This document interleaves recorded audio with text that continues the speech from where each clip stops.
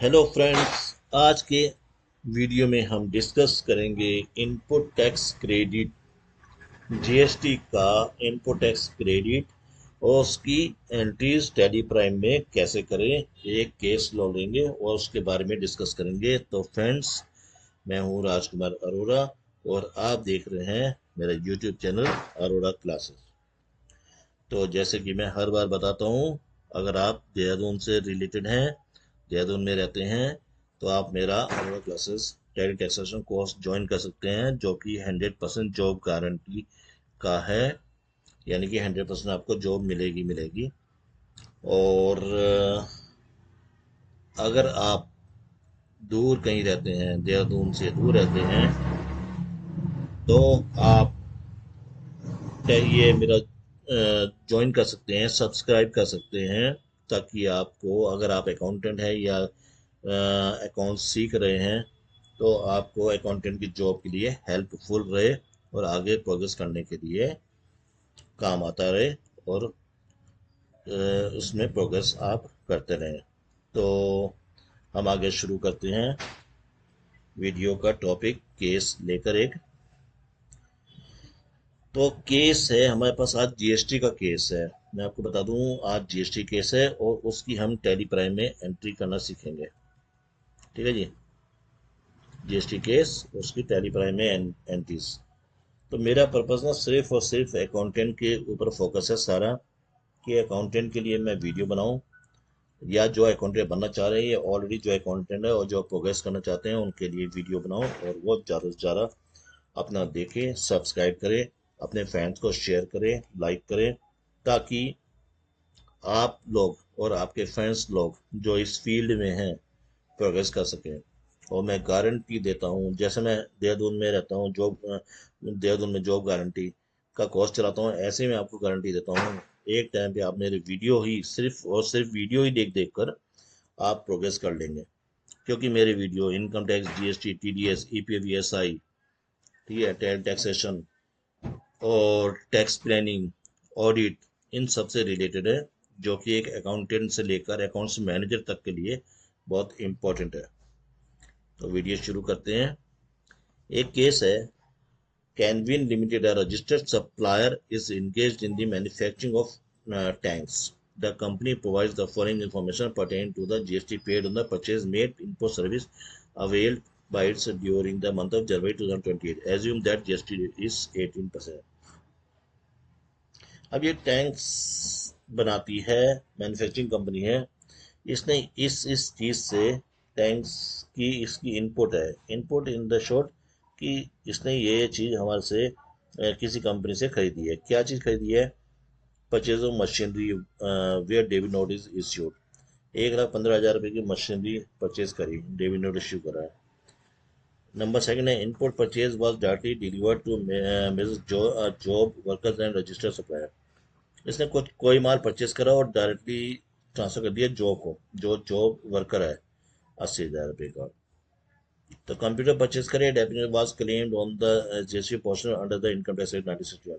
और computer purchase करे, उसका जो इनपुट जीएसटी थी, उसके बजाय उसने जीएसटी क्लेम कर दिया। ठीक है जी। तो हम आते हैं नेक्स्ट पे। इसके बाद क्या आता है? Works contract service avail for construction of staff quarters with in the company premises. Company premises में ही उसने स्टाफ के लिए कंस्ट्रक्शन करा है। ठीक है, तो क्वार्टर्स के लिए 4,25,000 रुपये का। आप देखते हैं, determine the amount of ITC available. सैनविन कंपनी का आईटीसी कितना अवेलेबल होगा for the month of January 2018 by giving the brief explanation for the treatment of various item subject to the information given above. All the conditions necessary available the ITC have been fulfilled. अब ये जो चार cases हैं, कौन कौन से चार cases हैं आप ध्यान से देख लीजिए। तीन केस ये है, मशीनरी परचेज करी है, फिर इनपुट परचेज करा है, जो कि डायरेक्टली जो मिस्टर जो को ट्रांसफर कर दिया है। ठीक है, वर्कर को, वर्क कॉन्ट्रैक्टर्स को। और कंप्यूटर परचेज करा है, जिसमें हमने डेप्रिसिएशन ले लिया है पूरी उसका। तीसरा, चौथा हमारे पास आ गया है कि भैया work contract service avail for construction of staff, staff के लिए वर्क कॉन्ट्रैक्ट है। तो सबसे पहले देखते हैं इसका क्या हिसाब किताब बैठेगा, फिर उसके बाद हम एंट्रीज के बारे में डिस्कस करेंगे। Competition input tax credit RTC available with सैनविड limited for the month of January. Purchase machinery way debit notice issued. अगर हमने मशीनरी परचेज करी और इनपुट क्रेडिट ले लिया तो 1,15,000 रुपये की, तो मशीनरी पे इनपुट टैक्स क्रेडिट होगा। इनपुट आईजीएसटी क्लेम कर सकते हैं हम, इसलिए इसको हमने इसमें लिया है। Input purchase was directly delivered to mister Joe worker as an registered supplier. Input purchase हमने कुछ इनपुट वाला माल परचेज करा और डायरेक्टली मिस्टर जो को परचेज सेल कर दिया, लेकिन उस परचेज के समय हम इनपुट उसका माल का ले सकते हैं क्योंकि हमने उसमें इनपुट लगाया होगा। एंट्रीज करते दिखाऊंगा, आप बिल्कुल बने रहिए लास्ट तक वीडियो में, क्योंकि अगर आपने लास्ट तक वीडियो नहीं देखा तो आपको शुरू से ही देखने का कोई फायदा नहीं है। आप लास्ट तक वीडियो देखेंगे तब आपको समझ में आएगा कि मेरा वीडियो एक कहता क्या है। Computer purchase and depreciation was claimed to GST portion. जो जीएसटी पोर्शन है ना, उसका हमने ना क्या कर दिया है कि डेप्रिसिएशन क्लेम कर दिया। तो जीएसटी लॉ कहता है कि अगर आपने इनपुट टैक्स का जीएसटी ले लिया एसेट का, तो उसमें इनपुट टैक्स नहीं मिलेगा, इसलिए हमने इनपुट टैक्स वाली जगह पे यहाँ पे नील कर दिया कि उसका इनपुट टैक्स नहीं मिलेगा। Worker contract service avail for construction of staff quarter with in the company premises. Company premises में जो वर्कर्स के लिए स्टाफ के लिए क्वार्टर्स बनाए जा रहे हैं, उसका जीएसटी अलाउ नहीं है जीएसटी लॉ में, यानी कि उसका इनपुट नहीं मिलेगा। तो कुल इनपुट मिलेगा 1,95,000 का। तो हमारे पास इस केस में जीएसटी रेट है हमारे पास 18%। आते हैं थोड़े से वर्किंग्स पे, नोट्स पे। Input tax credit on goods purchase on the basis of the debit note which is valid documents is allowed. हमने वैलिड डॉक्यूमेंट्स दिए, इनपुट टैक्स मिलेगा। नंबर 1 वाले पे, where depreciation has been claimed on the tax component of the cost of capital goods and plant and machinery under the provisions of the income tax 1961, the input tax credit on the said tax component is not allowed। अगर हमने plant machinery या कोई भी चीज उस पर depreciation claim कर दिया इनपुट टैक्स वाली अमाउंट पर भी, तो हमारे को उसका इनपुट टैक्स नहीं मिलेगा एसेट पर। अगर हम एक्चुअल में हमारे को दोनों में से एक चीज मिल सकती है, या तो हम इनपुट जीएसटी ले लें, आईटीसी ले लें, या फिर हम डेप्रिसिएशन क्लेम कर लें। बी वाला पार्ट यही कह रहा है। थर्ड है, input tax credit on works contest service supplied for construction of movable property is specifically disallowed except where it is an input service और further supply works contest service. Work contest service अगर हम अपने लिए कर रहे हैं तो उसके लिए जीएसटी डिसअलाउड है, स्पेशली कह रखा है जीएसटी गवर्नमेंट ने। लेकिन अगर हम इसको further supply of works contract service के लिए कर रहे हैं, आगे हम सर्विस प्रोवाइड कर रहे हैं, तो जीएसटी ले सकते हैं। तो ये तो होगी केस की। अब आते हैं कि भैया इसकी एंट्री कैसे बनेगी। इसकी एंट्री बनाते हैं। सबसे पहले उसने मशीनरी परचेज करी थी, एज्यूम करके चल रहे हैं हम जीएसटी रेट 18% है। मशीनरी परचेज करी थी, तो सबसे पहले एंट्री बनाएंगे हम machinery account debit, input IGST account 80% account debit to BOB. सीधा सीधा हमने बीओबी से पेमेंट कर दी।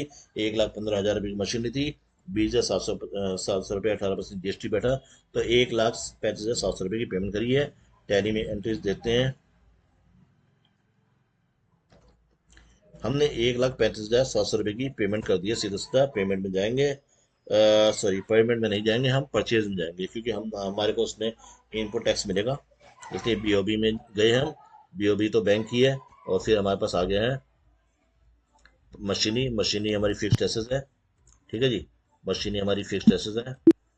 फिर आप आ गए हैं इनपुट आईजीएसटी। इनपुट आईजीएसटी को अपने अंडर कर दिया ड्यूटीज एंड टैक्सेस में, सीजीएसटी ले ली, input IGST, sorry input IGST, input IGST, GST IGST ले लिए, आईजीएसटी ले लिए, ध्यान रखना आईजीएसटी ले लिया। 18% है तो रेट 18% फिक्स कर दिया है, तो आपका ये अमाउंट बैठ गया ऑटोमेटिकली। ध्यान रखना ये अमाउंट ना ऑटोमेटिकली आना चाहिए, यानी कि टैली में अपने आप आना चाहिए 20,700 रुपये, ठीक है। अगर नहीं आया तो समझो आपने टैली में कहीं कहीं कुछ गलती कर दी है, इस वजह से नहीं आ रहा होगा। तो कुल 1,35,700 रुपये टोटल नीचे आ रहा है जो हमने बैंक से पेमेंट करी है। तो 1,35,700 रुपये की पेमेंट करी है और मशीनरी आई है, आईजीएसटी क्लेम कर ली है। इसका मतलब है हमने आईजीएसटी क्लेम करी है, क्वेश्चन में भी ये बताया गया था, ठीक है जी। अब आते हैं नेक्स्ट वाली एंट्री पे, क्या है purchase IGST, input IGST 18% to BOB. 80,000 रुपये माल लिया था उसने, 80,000 माल लिया था उसने, इमीडिएटली जो मिस्टर जो को भेज दिया था अपने वर्क्स कॉन्ट्रैक्टर को, लेकिन परचेज करा था तो इनपुट तो मिलेगा ही हमारे को। ठीक है जी। 80,000 रुपये माल की एक इनपुट की हम एंट्रीज बनाएंगे, ये भी परचेज में आएगा। बीओबी को बैंक में डालोगे, ठीक है जी, बीओबी को आप बैंक में डालोगे। और मशीनरी हमारी फिक्स्ड एसेट्स है, और इनपुट आईजीएसटी वही हमारा, इनपुट आईजीएसटी हमारा ड्यूटीज एंड टैक्सेस है, ड्यूटीज एंड टैक्सेस है, आज जीएसटी है, आज जीएसटी है 18% सेट करोगे परसेंटेज कैलकुलेशन में, बस और कुछ नहीं करना है आपको। अपने आप ये ऑटोमेटिकली उठा लेगा 20,700 रुपये। तो 1,35,700 रुपये, 1,35,700 रुपये, सॉरी, ये परचेज है हमारे पास 94,400 की। तो परचेज परचेज परचेज में चला जाएगा, आज इनपुट आईजीएसटी आईजीएसटी में चला जाएगा। तो हमारे पास, मैं आपको दिखा देता हूँ एक बार और, परचेज को आप परचेज में डाल देंगे। परचेज में ये ध्यान देना, या परचेज में डालते समय नीचे आओ आप, स्पेसिफिक डिटेल्स में टैक्सेबल जाओगे, और इंटरस्टेट है, ये इंटरस्टेट है हमारे, हमारा सारा काम जो है इंटरस्टेट है, स्टेट से बाहर है। आप लोकल होगा तो आपको ये ऊपर वाला लेना पड़ेगा, ऊपर वाला लोकल परचेज टैक्स बना, इंटरस्टेट है तो इंटरस्टेट। तो हमारे इंटरस्टेट है, हमने 18% ले लिया, 18% है। आपका कोई भी परसेंट होगा परसेंट होगा। इनपुट आईजीएसटी है तो इनपुट आईजीएसटी ले लोगे, ठीक है। तो 94,400 की हमने परचेज की पेमेंट कर दी है, जो कि हमारे पास ये है। अब देखिए 94,400 की पेमेंट है, परचेज करता हमने माल, ठीक है जी। और अब आते हैं हम नेक्स्ट एंट्री पे। यही माल यही माल हमने उठा के मिस्टर जो एक वर्क्स कॉन्ट्रैक्टर को दे दिया था कि भैया इससे कुछ हमने काम करवाना है और इससे कुछ मैन्युफैक्चरिंग करा के देनी है। तो कायदे से इसको हम सेल मानेंगे, ठीक है जी। सेल मानेंगे 80,000 रुपये, 14,400 रुपये पर। तो हमारे को इसकी सेल की एंट्री बनेगी, इसी की सेल की एंट्री बनेगी, और हम इसको सेल की तरह ही ट्रीट करेंगे। मिस्टर जो हमारा संडी डेटर्स है, सेल्स हमारा सेल्स में जाएगा।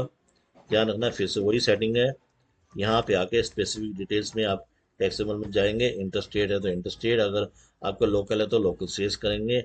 18% है या 12% है या 5% है या 28% है, आप उस हिसाब से, गुड्स है तो गुड्स, और सर्विस है तो आप सर्विस चूज करेंगे, ठीक है जी। तो ये हो गया 94,000 हमारे पास। एक्चुअल में इस एंट्री में क्या हुआ कि जैसे ही माल आया हमने जो को ट्रांसफर कर दिया कि भैया ये वर्क्स कॉन्ट्रैक्ट्स के थ्रू आप इसमें कुछ और प्रोग्रेस करोगे और वो वापस माल हमारे को दे दोगे। तो जैसे आया वैसे हमने परचेज कर दिया, और जैसे ही गया उसको हमने सेल्स ट्रीट कर दी, जीएसटी में ये ट्रीटमेंट है, ठीक है जी। ओके, अब आते हैं नेक्स्ट वाली एंट्री में। कंप्यूटर परचेज करा था और हमारे को आईजीएसटी नहीं मिली थी, तो ध्यान रखना कंप्यूटर की वैल्यू 50,000 रुपये की थी हमारे पास। ध्यान रखना, उसमें पीछे जाके आप देख सकते हैं कंप्यूटर की वैल्यू 50,000 रुपये थी। अब उसमें 18% जीएसटी, 9,000 रुपये जीएसटी।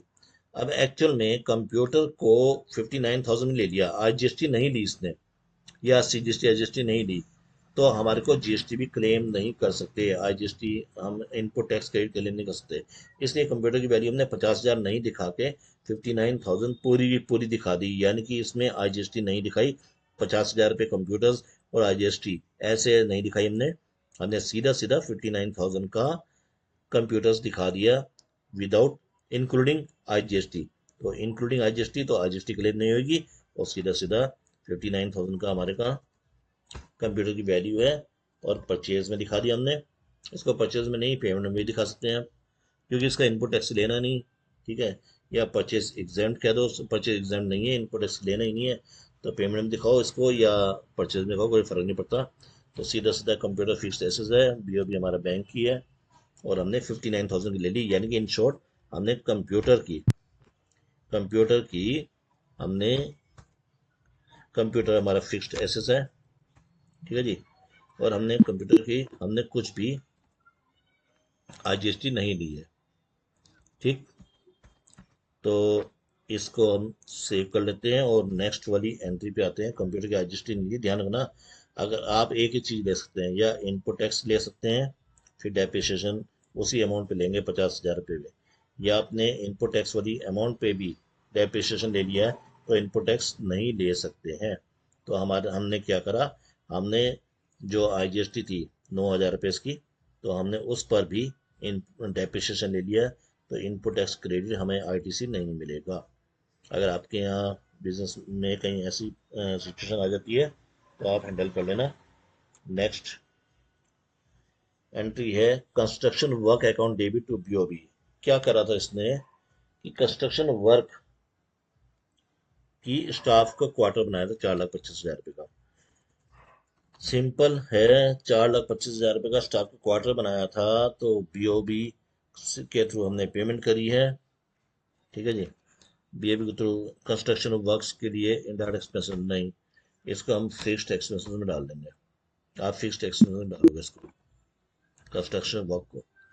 इनडायरेक्ट एक्सपेंस में तब डालेंगे, तब भी डाल सकते हैं इसको, इनडायरेक्ट एक्सपेंस भी डाल सकते हैं, लेकिन जब हम इसका कंस्ट्रक्शन कंप्लीट हो जाएगा। अदरवाइज डायरेक्टली इसको फिक्स्ड एक्सपेंसेस में भी डाल के इसको कैपिटलाइज कर सकते हैं। ठीक है, तो कंस्ट्रक्शन वर्क में हमारे को इनपुट अलाउड नहीं है, तो यहाँ इनपुट लिखने की हमारे को जरूरत ही नहीं है। ठीक है, इनपुट लिखने की जरूरत ही नहीं है क्योंकि इनपुट अलाउड नहीं है, क्योंकि ये हम अपने स्टाफ के लिए कर रहे हैं, आगे प्रोग्रेस करने के लिए नहीं कर रहे हैं। तो क्लियर है ये सब बात। तो टैली में सिर्फ इतना ही था, और आज का वीडियो बस इतना ही है। और आप सब्सक्राइब कीजिए ज़्यादा से ज़्यादा वीडियो देखने के लिए, और अकाउंटेंट बनने के लिए एक आपसे रिक्वेस्ट है, आप सब्सक्राइब कीजिए, लाइक कीजिए, शेयर कीजिए उन फ्रेंड्स को जो इस फील्ड में हैं और जो अकाउंटेंट बनना चाहते हैं। मेरा वादा आपसे यही है कि मैं आपको ऐसे ऐसे वीडियो ला के दूंगा कि आपको कहीं भी टैली टैक्सेशन कोर्स करने की जरूरत नहीं बैठेगी पड़ेगी। आपको घर बैठे, अगर आपने मेरे वीडियो 100 या 100 से ऊपर भी वीडियो देख लिए, तो आप उतने में अकाउंटेंट बन जाएंगे। और एक्सपर्ट बनने के लिए तो जितना भी एक्सपर्ट, तो उसे कहते हैं कि जो आदमी जितना भी कुछ काम करे फिर भी वो एक्सपर्ट नहीं कहलाता आज की डेट में। तो जितना आप देखते चले जाएंगे उतना एक्सपर्टाइज मिलती चले जाएगी। तो थैंक्स फॉर वॉचिंग वीडियो, मिलते हैं नेक्स्ट वीडियो के साथ।